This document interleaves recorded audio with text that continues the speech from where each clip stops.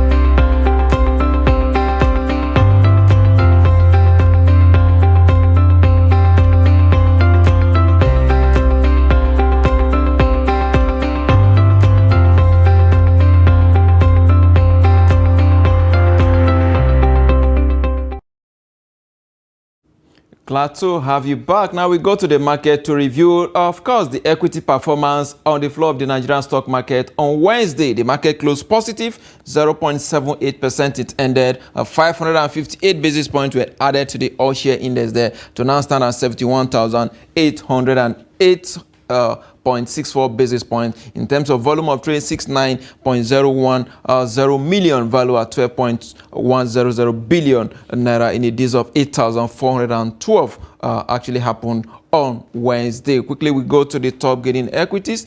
The top gaining equity, Thomas Watt gaining 9.93% to close at 3 naira and 32 kobo per share. FBN, First Bank of Nigeria Holdings, 9.91% gaining recorded to close at 29 naira 40 kobo per share. Of course, Multiverse also gained 9.90% in that order to close at 7 naira and 77 kobo per share. The top losers, we have a Mansard. Mansard lost yesterday 9.69% to close at 4 naira and 10 kobo. Guinean is an insurance company. It lost 9.68% to close at 28 kobo per share. And of course, Owando PLC also on the losers table today, 9.13% to close at 10 naira and 45 kobo. Let's look at the activities table and see how the performance look like. The banking sector dominating the activities table there. Guarantee Trust Bank Holdings doing 76.7 million volume of shares. There, United Bank for Africa, 74.6 million, and of course, Fidelity Bank also 74.6 million volume of its shares were traded on Wednesday. In terms of performance across the sector, the banking sector clearly taking the lead with 5.01%, the biggest gainer for the day. And of course, for a very long time, we've not seen these margins of gain in the market. The industrial sector is down 0.02%. You look at the consumer good index, is also down 0.11%. Of course, with many questioning the performance of that sector because of some of the companies playing in that sector are indeed exiting the country. Oil and gas sector is flat. Nothing is really happening there, with the exception of Owando, who of course ended up on the losing side of the segment side of the market. I beg your pardon. The insurance sector down 2.00%. Let's look at the rest of Africa and see what transpired yesterday. Joburg is in green, 0.25%. If you go down to Ghana, the market closed negative, 0.08%, and in Nairobi, the market also went down 0.92%. So the highlight of the stock market performance across the continent on Wednesday. Of course, as usual, the market is on right now, and a lot of deals and trading are actually going on across the continent. A quick move away from that, we look at the Nigeria export market. Of course, look at the value of exports in Q3 based on the data from the National Bureau of Statistics. Top 10 Nigerian exports in Q3. We have the crude oil accounting for 8.54 trillion naira. Then the natural gas 1.02 trillion. Of course, urea, I'm talking about fertilizer, 109.7 billion naira. Other petrol gases 92.9 billion. Cocoa bean 42.2 billion. Of course, on route aluminium for 1.4 billion naira, cut flowers 36.3 billion, electric energy 26.6 billion naira. Don't forget, Nigeria export energy to some West Africa countries. Sesame seed also 23.6 billion, 0.2 billion, I beg your pardon. Of course, oil cake 23.2 billion naira. We look at the value of imports, what we imported versus what we export. Petrol, in terms of what we import from petrol into the country, 1.92 trillion naira. Gas oil 6.7 billion. Of course, drum wheat, talking about wheat, 331.8 billion naira. Sugar cane as well, 157.3 billion naira. Of course, used vehicles, talking about Tokumbo, 138.5 billion as well. Jet fuel, 135.8 billion naira. Machines for reception, 117.5 billion. Of course, motorcycles, talking about the one we popularly call Okada, 96.2 billion naira. Part of gas turbines, 85.4 billion, and of course drugs, 81.8 billion naira. These are the highlights of Nigerian imports for Q3. That is the third quarter of 2023, based on the data from the National Bureau of Statistics. Now we go in a very quick break. Now, when we return, we're going to look at some key economic indicators that has shaped or have shaped the year 2023. Don't go away.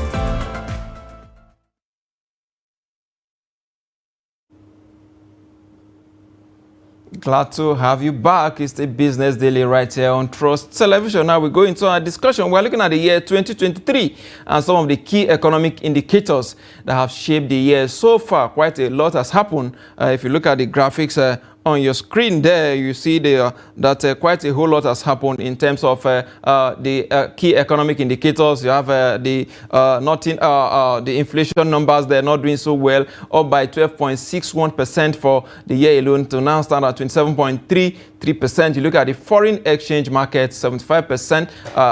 Up there. Naira that actually opened the year at 461 naira 0.26 kobo there, now stand at 805.6 naira. That is the official market. If you go to the black market rate, the number is much more higher than that. That is about 75% increase. I don't know how many nations can actually stand that. If you look at the foreign reserves also, that's depleted 5.80%. It went down. The oil production is also it has increased marginally, but it depends on how well we've been able to utilize that. 13.40% there. Crude oil prices is also up 6.19%. Of course, the oil share index in the capital market also the year-to-date return as of today is 34.11%. A huge gain. You will say PMS price has increased by 165%. That's a huge number from 238 to 630. Depends on where you're buying. It's even much more than that in some places. Purchasing managers index, you will see it up there 9.07%. And of course, the GDP growth 9.72%. Well, on the positive side, but how is this affecting the performance of the general economy? My guest, Muktar Mohammed, is a financial analyst. He joined me virtually from Lagos. Good morning, Muktar. Good morning, Yusuf. Thank you for having me today. All right, always a pleasure. Well, let's look at Nigeria, these key economic indices. I just read them out. I'm sure you're following. Look at all the numbers. They are not really looking good, yet government policies doesn't appear to support recovery. Well, like you said, the numbers are not looking good. But again, on this government, they are still new. They are trying to make the numbers look good.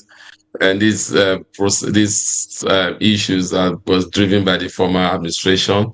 It will not be. It will not just go away immediately. But when you look at those numbers that you roll in, it calls for concern because it seems nothing has changed. You see, the only one we were expecting to change of all those numbers that you brought out today was the petrol sector, where we expect that we'll have start doing local refined petroleum product. Outside of that, all other indices doesn't look good. For the drug area, we might even be spending more on drug importation. When you look at the drug, one of the P&G is leaving, Smithland are also planning to leave, or they left already.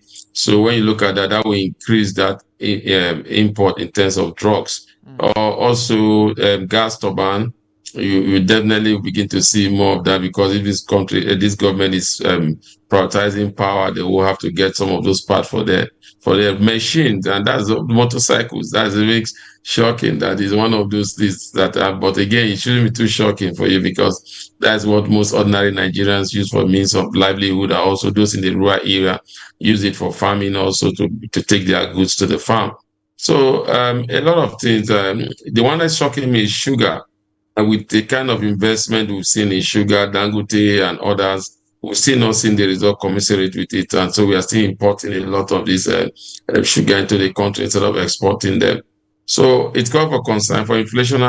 Inflation, I've said it on your program, why inflation is where it is today. You and I know why it is where it is today, because we've not been able to deal with the exchange rate volatility, and we are still struggling to deal with that, and we'll continue to struggle to deal with that until we begin to attract liquidity into the market. And when you look at your numbers again, like you roll it out again, it doesn't seem that we'll be able to attract liquidity anytime soon. Used vehicle, jet fuel, that of course price of aviation to go up. Again, you look at used vehicle, a lot of Nigerians are not even buying used vehicles. Again, they try to buy the one they brought here in Nigeria and using. So it's really trying times, and we are not importing so much we are not exporting so much commensurate with what we are importing. Indeed, quite a whole lot of concern there you raised, Mr. Mukhtar. You made mention about P&G, that is Procter and Gamble, one of the company leading manufacturer in terms of, quite a whole lot. They are actually manufacturing in Nigeria, Pampers, Always, and Oral-B, and so many of them. And they have actually announced their plan to leave because of the challenges in the forex market. I recall this company is a very big company. They've been in Nigeria since 1991, and in 2014, they actually completed their plant that is valued at $300 million US dollar. That's a huge amount of money. For such a company to come in and say, look, we are actually leaving the country. We have a government that is, moving from country to country trying to seek for foreign investment. Now you're having the one, working here, trying, moving their investment out of the country. What signal is this sending to potential investors? Well, Yusuf, it depends on which side you are. When potential investors would see opportunities to come into your country because one investor is leaving, right? It's all about perception of why they are leaving, and why do they want to leave. If you invested about $200 million in an economy like this, why are you leaving at this time? So those are what potential investors will be looking at. And there's a saying that what could be bad for one is good for the other. And I think uh, maybe it is an opportunity for Nigerian local investors to begin to take those opportunities to begin to own most of these companies and begin to produce locally and also grow the economy locally, like what we have seen in the stock exchange, which seems to be the only sharing news of the year. I'm not showing this up by about 34%, like you said in your report. So that could also be a game changer, or then again, that could also distract a lot of people from coming to Nigeria, because what they will be saying is, oh, well, if these people could invest like this and they cannot stay to recoup their money, I mean, the investment climate is not is not so good. Remember, this is a company that came to Nigeria even in the dark days where we had the military regime. It came at 1991. I think civilian regime started in 1990. Is it 1993? So you definitely see that they've been going through most of our time. So I think the basic challenges they're having now has to do with cost of production. Right. And again, a lot of these goods are imported into the country. It makes it cheaper for you to even import those goods than even producing it here. And that is because of the FX challenge. So I think that's what they are looking at. But on a very light note, that shows that if they leave, people like Yusuf that still have to have children will just have to slow down a little, because Pampers and others will get more expensive. Absolutely, and obviously, so as well. Let's look at it now. Mr. Mukhtar, in the midst of all the economic difficulties that we are actually going through, government at all level don't, they looked, they appears not to really be bothered. Look at the Nigerian delegation to COP28, for example, a very large number there. Also, look at the Aso Rock budget. We can actually look at that quickly to see what was budgeted for president and, of course, vice president, and, of course, the office of the vice president. We have that graphics. We can have it on the screen so that we can look at the numbers, what was budgeted for the house for the president and vice president. There we look at the in terms of travels, you look at the local travels, 638.5 million there. Of course, you also look at foreign trips. There's 6.9 billion there. Total, there's 7.6 billion for the office of the president alone. That is not so impressive there. You will see that in the midst of all of this, you also look at the office of the chief of staff to the president. You look at their budget as well. Not really so impressive as well. So much is done from 2020 to now 2024. You see an increase upward trajectory in terms of budgetary allocation to all of these government officials. Mr. Mukhtar, we're looking at a government that actually promised Nigeria ab initio that they will actually solve all our problems. But 6 to 7 or 8 months down the line, it appears that they are feeding fat while feeding the rest of Nigeria crumbs. I can't but agree with you. But again, when you have a politician as a president, you will definitely see all these numbers, because they tend to satisfy their constituencies. When you look at all the traveling trip of Mr. President, you realize that most of these trips are based on the entourage. It's not just Mr. President. And I think I'm very, very disappointed with the numbers. I won't lie to you. I've seen those numbers. It shows that the government that is not on ground with reality. And that's what I keep saying. You can't continue to tell your people to tie their bet and you are not tying their bet. That is what we have seen in this current administration for the past 6 months. And it's not looking good at all when you see the kind of expenditure. This is outside the 15 billion that was proposed for the building of house for the vice president.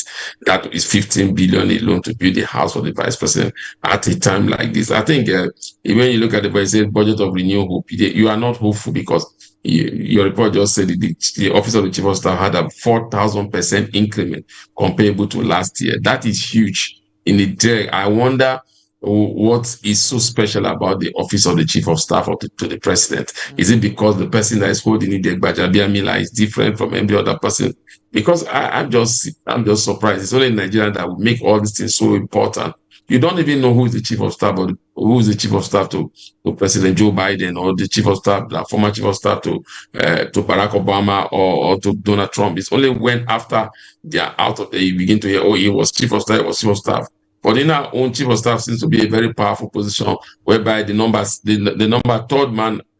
fourth man in the country before could go down to become the chief of staff to the president. So it shows that there's a lot, politicians are not looking at what they can give to the country, they're looking at what they can gain from the country. Very worrisome there, Mr. Muktar. Another concern area is the allocation to the, they call it life stocks preservation in Aso Rock. 201 million naira was allocated to animals in Aso Rock, Mr. Muktar. Yusuf, I think that's one good thing that we have journalists telling us all these things. And again, the National Assembly, I hope they are hearing and they are seeing all this. So hopefully, which I don't expect, but hopefully, the National Assembly should be able to question these things and cut short this budget. It's too wasteful. It's too wasteful. People cannot eat, an animal is having 200 and something million. I think it's wasteful. Absolutely. Let's look at the sectorial allocation, for example. You have the Ministry of Finance, for example, being allocated 353.94 billion naira.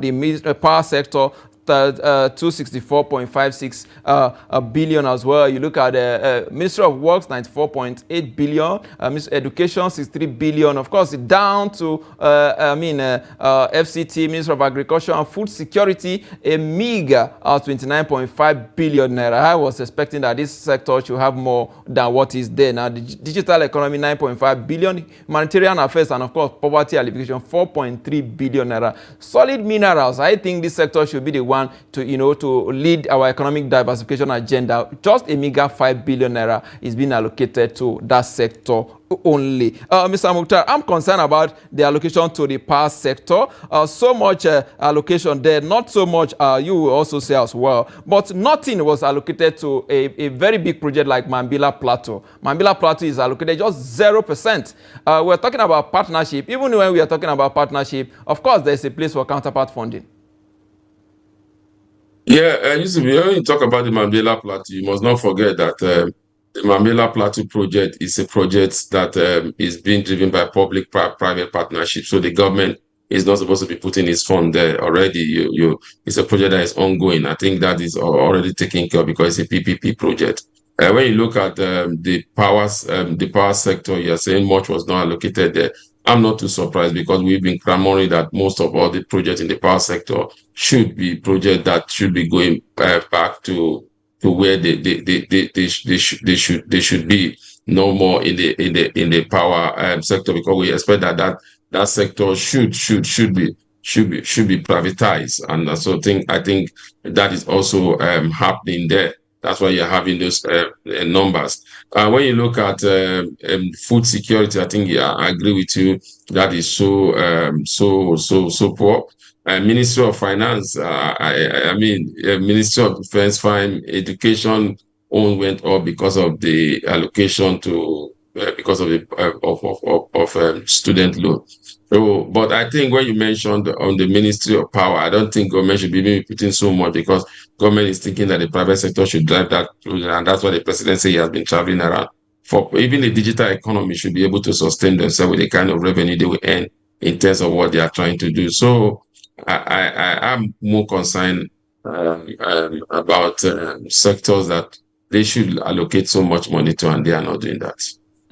Quite a whole lot there. Maybe sectors like humanitarian affairs and, of course, poverty alleviation. Maybe if you can speak more about it, because if you look at their budget, to me, 4.3 billion naira for a country that already you have 133 million multi-dimensional people in poverty, and then you are allocating this meager amount of money.